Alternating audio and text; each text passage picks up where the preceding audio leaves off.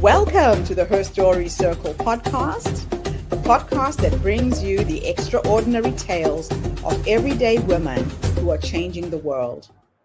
I'm your host, Gertrude Mache, and I'd like to acknowledge traditional custodians of the land on which we meet today. I also like to pay my respects to elders, past, present, and emerging. Every week, we dive into the lives, challenges, and triumphs of women from all four corners of the globe. We're here to inspire, enlighten, and connect, sharing stories that uplift and empower. So grab a cup of coffee, settle in, and join us as we explore the incredible journeys of women shaping our future. This is Her Story, where every woman's voice matters. Hello, everybody, and welcome back to the Her Story Circle. This is Gertrude Mache here in beautiful Melbourne, Australia. And today I am graced with the presence of yet another intriguing, fascinating woman. Welcome, welcome, welcome to our tribe. Please tell everybody your full name, where you're based, and share your story with us today.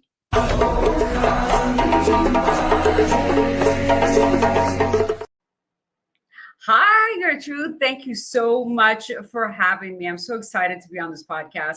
My name is Pattie Ehsaei, and I am based out of Los Angeles. A little bit about me and how I came about to where I am today. So I was born in Iran. When I was 7 years old, we moved to the United States. We migrated to the United States. And in Iran, my mother was a power player. She was the head nurse at the Shah's hospital. So she had a very prominent career. She made just as much money, if not more money, than my father. And they were an equal power couple. Everybody wanted to be like them. When the revolution happened, we were forced to leave Iran because they were literally going to kill us. One of the reasons was my mother worked for the Shah, and also my dad had an importing, exporting business that I guess the regime didn't like. So me, my parents, and my younger brother, he is 5 years older than me, we fled Iran and we came to the United States. We landed in Beaumont, Texas, of all places.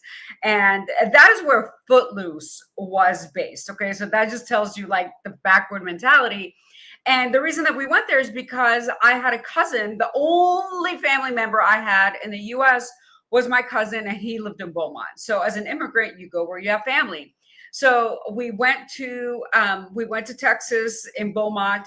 My mother couldn't stand being in Beaumont. So then we moved to Houston, Texas.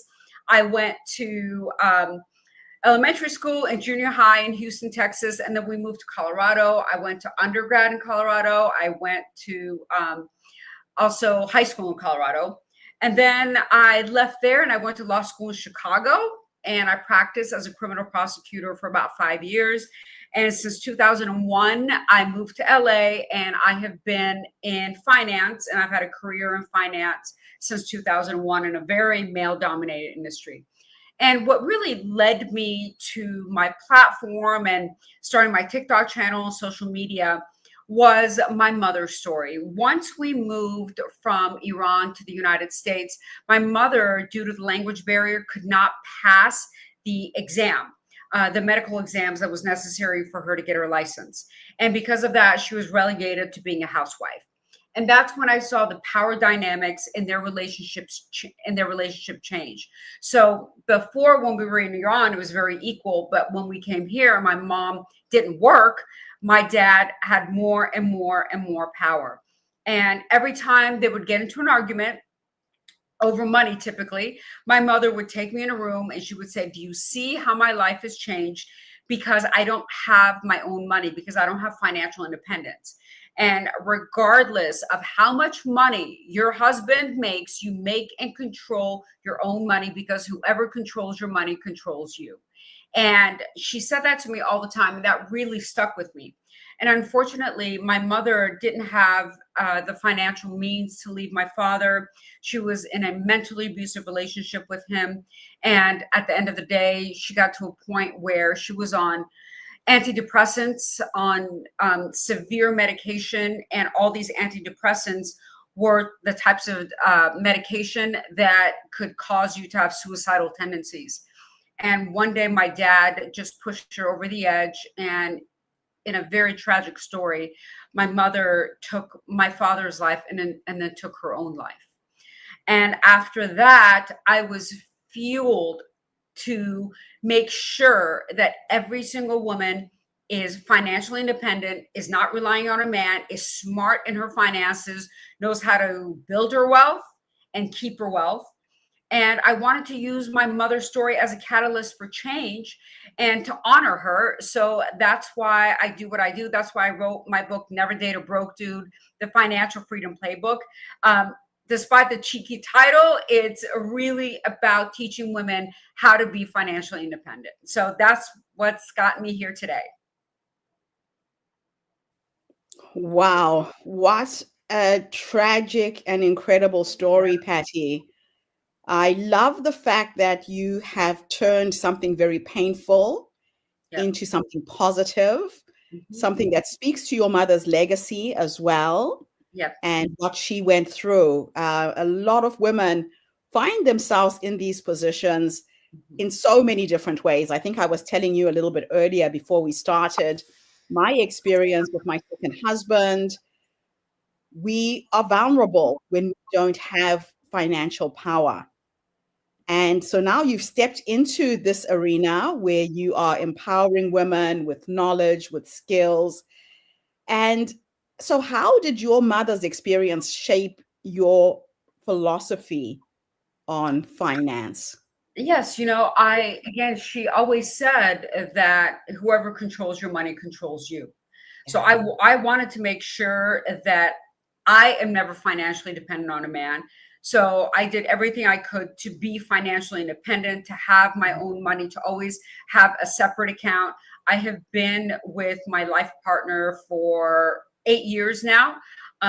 We're not getting married, but he's my life partner. And even though we're life partners, we have completely separate checking accounts. We have completely separate finances.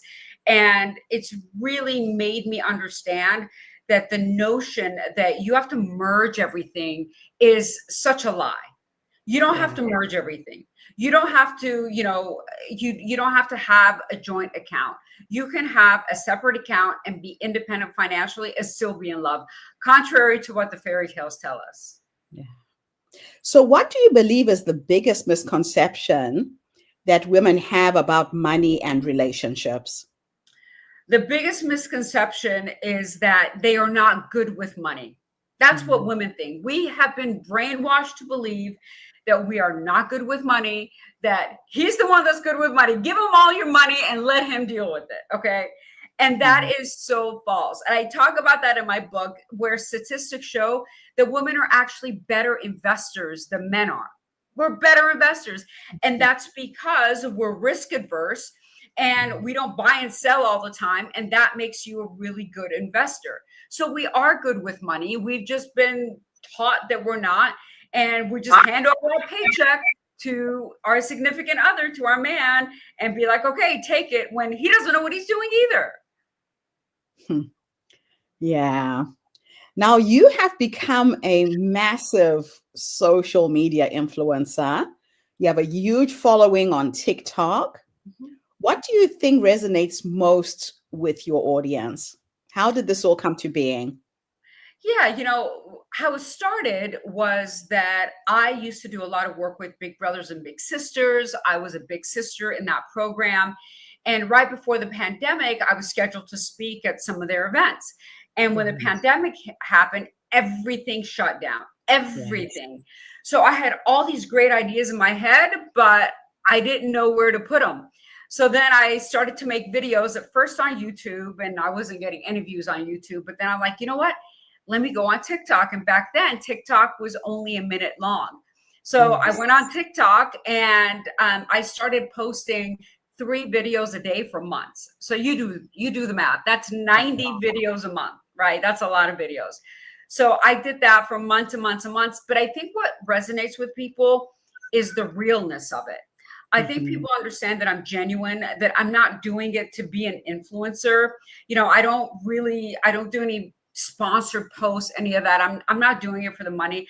I'm Yeah, purely doing it to honor my mother and to help women be financially independent. And I think that's what resonates with people. I love it. So, how do you define financial independence in a modern relationship? I think financial independence means that you can stand on your own 2 feet if something happened in the relationship, that Yes. you have your own money to get an apartment, to pay your car payment, to pay your bills, to pay your phone bill. You have that on the side, because if something happens in that relationship, things can go a lot, things just can go bad before you know it. And a lot of people don't understand that. And everyone's nice and everyone's friendly. And, my money is your money and your money is my money until something Mhm. goes wrong. And that's when people change. And you need to have enough money. So if that happens, then you can support yourself and get out of a very difficult situation if need be. Wow. So, what are the three financial red flags that women should look out for in a partner?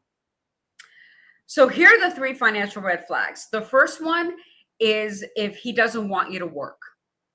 That is a Mm, huge red flag. They couch it as, I want to be your provider. I want to be your Prince Charming, and yeah. that is just a false, it's just false. They don't want that. They want to control you through money. So if he doesn't want you to work or earn a living, that's the first one. The next one is if he insists on merging finances. So if he doesn't want you to have your own separate account and Mm, insists that you merge finances, that tells you that he's trying to control you through money. yeah. And I think another financial red flag that women should look out for is if he's trying to control what you spend your money on. Unless you're being totally frivolous and just blowing your money, it's none of his business what you spend your money on. If you're helping with the finances, if you're helping with, if you're a contributing partner into the relationship, then it's not his business what you buy when you buy it. So if Mm, he is asking you those types of questions, that means that he also is very controlling. mm. So, what role does self worth play in financial decision making, do you think? Self-worth is the operating system behind all of it. Hmm. If you don't have self-worth, you will not be financially independent. And here's why: because you don't think that you deserve it. And you don't think you are worthy to give yourself the life that you want. Yeah. You first have to understand that you are worthy of the life that you want, A, and B, that you can give that to yourself. Once you master that, that is the highest form of self-love. Giving yourself the life that you want without relying on anybody else is the highest form of self-love, because it gives you power, it gives you choices, and it gives you safety in a relationship. And those are three very, very important things in any relationship, right? Absolutely. Yeah. Absolutely. Yeah. Yes. So, what's one mistake that you made early on that taught you the most important thing about money? Yes, the biggest mistake I made was dating a broke dude. And that's why I wrote my book, Never Date a Broke Dude, the Financial Freedom Playbook. Um, that was the biggest mistake, in that, if you're a financially independent woman, you think, you know what, money doesn't matter. It doesn't matter if he doesn't have any money. Who cares? I have enough money for both of us. Who cares? Everybody cares. And what happened was, I was financially independent and he was in the industry and he was trying to make it work, and it wasn't working. So what he was doing, literally, I was going out, I was working 10, 12 hours a day. Okay. I was making good money, but not enough for two adults. Right. Right. So he moved in with me, and because he was living with his parents. That should have been like my first red flag, is that you're 26 years old, you're living with your parents. I mean, come on. I think he was like 27. But then he like slowly moved in with me, and I was paying for the groceries. I was paying for everything, our vacations. I was paying for it all. And the reason I was doing that is because I didn't have enough self-worth to understand that I deserved better. All I wanted was a warm body next to me. That's all I wanted. And I was afraid literally to ask him to contribute because I didn't want him to leave. I'm like, if I ask him to contribute, then he's going to move back in with his parents. And I so just want him here. That was my mentality. And that's what I say, self-worth is behind all of it. So after that, he actually broke up with me. He had the audacity to break up with me. But you know why, Gertrude? You know why he broke up with me? Because here's why. I mean, the reason he gave is like, he doesn't know if he wanted to be in a relationship with me. And he came back like 2 or 3 times. But really, the reason he broke up with me is because when you are a woman that's supporting a man, you are like a mother. Oh. You are like a mother. And being a mother is not hot. Nobody wants to sleep with their mother. So it's true. So you have to understand that when you're supporting a guy, he's going to break up with you. He's eventually going to leave because don't nobody want to be with their mom. And I was $30,000 in debt after he broke up with me. $30,000. Yes. So what would you say to a woman who feels like it's too late to start her financial journey? Yeah. I say this all the time. It is never, ever too late. I don't care how old you are. We women have been brainwashed to believe that after you're 40, you're done. You're just done, right? I started my TikTok channel at 48. People were laughing at me. People were like, what are you doing? 48? These TikToks for 20-year-olds that are dancing, right? But I've never believed that. And don't ever believe it's too late for anything. If I could start a TikTok channel and have 1 million followers at 48, you guys can do anything. And even for the women, I just want to say this is really important for women that have not gone out there and worked, that have stayed home, that have taken care of the kids, and now they want to get back into the workplace. They're like, well, I don't have any skills. That's bullshit. You have a lot of skills that you don't know of. What you need to think through is your transferable skills, because even though you may have not been in the workplace, you were juggling schedules, right? Yes. You probably were volunteering, and you have a lot of skills with that. You were probably helping. Right. So many things, right? Events, cooking, like you have to manage a schedule. All of these are skills that are transferable in another job. Now, it may be an entry-level job, but that's okay. You start there and you just kind of move on up. I absolutely love it. And you're so right. The thing about understanding your self-worth is doing an audit on how far you've come. Sometimes I blow myself away when I look back at my life in Africa, being born in a village with no electricity, no running water, the things that I have done. I'm like, shit, I did all this, right, with very little resources. Right. And now you're afraid. It's like, what are you talking about? No, girl, you've done it. It's like, come on, you've done worse. Oh, I love it. So what are your top 3 money rules that every woman should live by? Okay. This first money rule. Always, every woman should have an FU account. Every woman. And that is the account that you have in case something happens. Okay. That's the first money rule. The second money rule is you need to stop blowing your money on shit that you don't need to impress others. That handbag that you're buying, that Gucci shirt, all of those things that you're doing just to impress others, you are blowing that money. And you need to stop blowing that money and start putting that in an investment account. And the third one is to invest.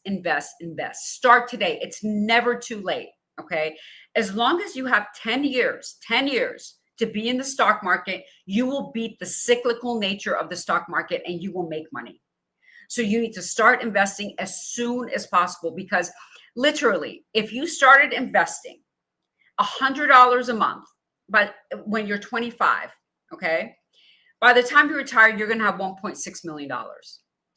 If you waited until you're 35, you're going to have $600,000. You will lose $1 million in 10 years. That's how important investing is. Start now and start fast. Wow. It's amazing when you show us the figures like that, Yeah. Yeah. it's Most just people don't never know too that. late to start. Wow. Mhm. So, how has social media helped you to amplify your message in unexpected ways? Um, it, it, it gave me a book deal, right? Because I had my social media. I got a book deal with the third largest publishing house in the world. Mhm. So that was really, really unexpected. And it's opened doors for me that I had never imagined. I've been on Good Morning America. I do a lot of TV, and I never imagined like doing social media would get me there, but it Mhm. has, and it just helps me spread the message more and more. I absolutely love it. Yeah, right now, anyone who has access to the internet, you have a way of broadcasting your message. And a lot of women are not realizing how powerful a tool we have at our fingertips. You just have to show Absolutely. up. When I started this podcast, I look at some of the very first videos and I cringe now. What was I doing? Me too. When I look at my first TikTok videos, I'm like, oh my God, what was I doing? It was awful. But you have to keep doing it, right? Because Yes. it's like you will never meet a pianist or somebody who plays the violin Yeah. who's perfect as soon as they pick up the instrument. Right. It's Right. practice, practice, practice. And you watch those videos back and you think, okay, I need to tweak this, I need to do this Yes. differently. Yes. And you look back at it 5, 6, 10 years later, and there's perfection there. Mhm. But like you said, you've had to do hundreds of videos to get to Yes. this point. So Yes. just do it. Don't be a perfectionist. Just get started. Absolutely. Your first anything is going to suck. The Yeah. first time you make a certain food, it's going to suck. The first time, the Yes. first speech is going to suck. The first Yeah. paper you write is going to suck. The first video you do is going to suck. The first podcast you do is going to suck. It just is because you haven't done it before. Yeah. It So takes true. time to learn a damn skill. People are just so immediate gratification. It takes time to learn a skill. And after a while, you will learn. And the best thing that can happen to you is for you to suck because Yeah. then you could get better. That's the only way you get better. If you were amazing, you're not going to get better ever. That's so true. It is so true. So, how do you maintain your signature balance of elegance and real talk? I've watched your videos. There Yeah. is just some poise about how you put yourself out there. What is your magic? How do you do that? I think what I do is I try to just give real talk. Real talk, that's it. And I just try to be myself. The most important thing that a person can do is be themselves. And this is who I am. The way that you see me now is the way that I talk to my friends, is the way that I talk to everyone. And I really own my own power. I won't let anybody stop me, and I won't let anybody shut me up. So that all combines into something that I think people resonate with. It's unstoppable. And I think what I love about the way you communicate is the authenticity. I don't see a mask. I don't see you fronting. I think if I was to meet you on the street tomorrow, you would be just exactly the same person. And that's what people gravitate towards, right? It's the Yes. authenticity. Yes, that you know what? Who you are, your authenticity is your Yeah, superpower. And yeah, most people don't believe that. Most people think, "Oh, I'm weird." That's your superpower. yes. Not any, nobody else is like you. My man, he's weird. He's a musician. He's one of those like artistic people, He's weird, but that's a superpower. Yeah. That's how he becomes creative. I'm not that way. I have other things. So people just be yourself. And I'm telling you, every single person has a superpower. You just have to tap into that. I love it. Now, I'm so passionate about getting women onto the TED Talk platform. Mhm. It was a game changer for me. It gave me Yes, global visibility, instant credibility to millions of people. sure. If you need to give a TED Talk tomorrow, what would your core message be? What is your idea worth spreading? Yes. So if I were to give a TED talk tomorrow, it would be on the hunter gatherer myth and how that's been used to prevent women from advancing. That Mm, would be my topic. because that hunter and gatherer myth that, we were talking about this, men were hunters, women were gatherers, and that's a complete lie. That is a complete and utter lie. Women were hunting right along with the men. We were leading right along with the men. We were hunting big game right along with the men. And that has been used to keep us under a man's thumb.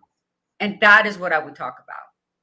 Yeah, it's actually imprisoned a lot of women psychologically from seeing who they are. Yes. And being able to do things and move forward in their lives. You're so right. Yeah, and it's all a lie. It's all a lie. Studies have shown that, science has shown that it's all a lie. Man. Now, let me take you back to the younger you. That young woman who was dating a broke guy, just in case there's somebody online listening to us right now.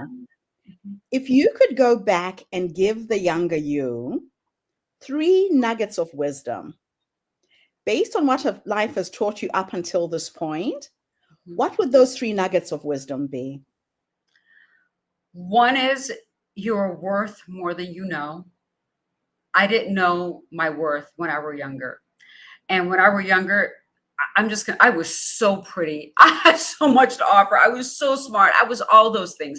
And I just didn't have the self-worth. So you are worth more than you know. Know your self-worth. Then the next nugget is to never settle. Do not settle for a relationship that is less than you want, because it takes a hell of a man to beat having no man at all. I'm telling you. It's better to be alone than to be with the wrong person. And the third nugget is that marriage is not a romantic decision. Marriage is the biggest financial decision you will ever make in your life. So you better make sure that whoever you marry, that you have the same financial goals, you have the same mindset around money, and that they are bringing something to the table, and that you are not the one supporting them or vice versa. It's 2 people building an empire together. Those are the 3 things that I would leave with my younger self. I wish your book was available when I was a younger woman. I'm telling you, everyone who reads this book says the same thing. They're like, we needed this such a long time ago. Man, this is so crazy. Now, my last question, again, is a thought experiment. Okay. And this time I'm going to teleport you into the future. Okay. We are going to go and meet the 90-year-old you. And she is sitting in her rocking chair, surrounded by her family, her dogs, her cats, whoever's with you at the end, your partner. If I could teleport you into the future to go and meet this wise woman who has led you up until this point, what will you say to her when you finally meet her? I would tell that wise woman that it was all worth it. All the pain, all the struggle, all the tears, all of the heartbreak. In the end, it's all worth it, because you made it. You made it. You struggled through. You didn't give up. Every time you were knocked down, you got right back up. You didn't let them take your power away. That's what I would say. I love it. And you know the reason why I like asking that question, Pattie? A lot of women don't realize that the wise woman is already in us. Yes. That she's that quiet voice that whispers, get rid of them. Go left, go right, say yes, say no. But we look outside of ourselves for answers and solutions all the time. We forget to go within to really tune into who we are, right? Absolutely. So I have a little game that I play that I like to share on my show. Okay. And I play with the essence of who I am becoming. Okay. I have conversations with her. I know she's waiting for me at 90, dancing on a dance floor or sitting in her rocking chair surrounded by her children and her grandchildren. I know she's there. And she's done extremely well. But what I do when I talk to her is I ask her questions. Sometimes I get stuck with something and I have no idea what the next step is. And I will just go to sleep with a question in my head. So what is the next step? And I sleep on that. So your mind doesn't stop processing the stuff you're Correct. going through, right? You're Correct. constantly Mhm. subconsciously working things Yep. out. And then I wake up with those light bulb moments. I'm in the shower and boom, it hits. Yep. And I think this is brilliant. This is the next step. Yes. Or it might take a week. And I talk about it with other women, other people that I know. This is what I'm Yeah. working on. This is what I'm trying to figure out.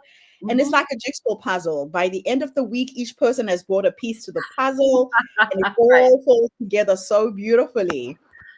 So thank you for listening to Your Wise Woman Mhm. and the legacy that you're building through your work, because this is a legacy. This is Thank something you. really powerful. Thank you. I So appreciate that. what does legacy mean to you? And how are you building yours? What do you see as the big picture at the end of the day when you check out? Legacy to me means that leaving this world better than you found it. That you have given something into this world that wasn't there before and that you will be remembered by. And the legacy that I hope that I leave into this world is someone who had an unwavering determination to make sure that women are and remain financially independent and never suffer like my mother.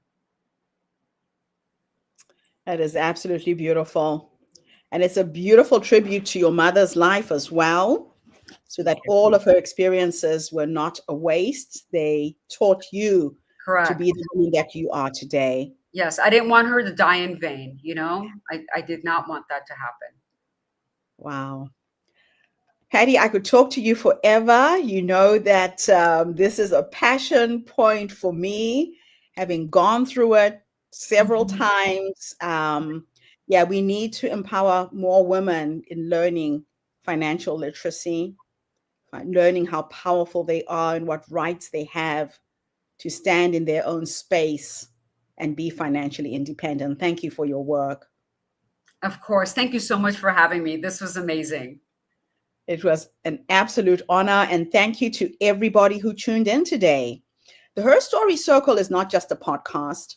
We are a social impact movement that brings you the stories and voices of women from all over the world. We share our stories to uplift you, to inspire you, to energize you, but most importantly, to take you from where you are now to where you're trying to go.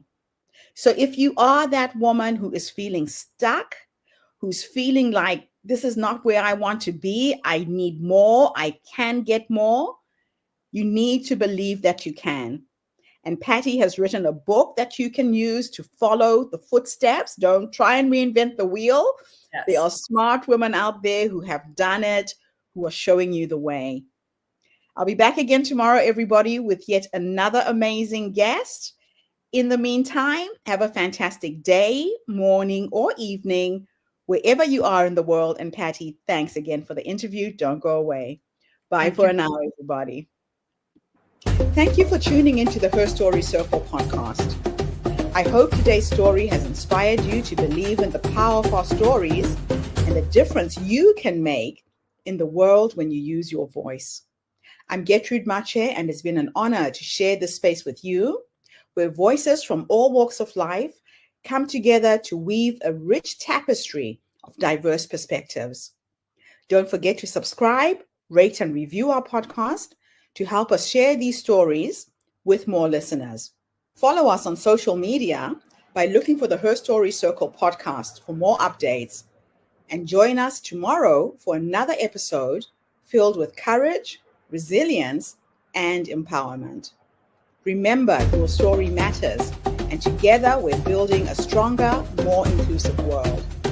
Until next time, keep making her story. Absolutely wonderful.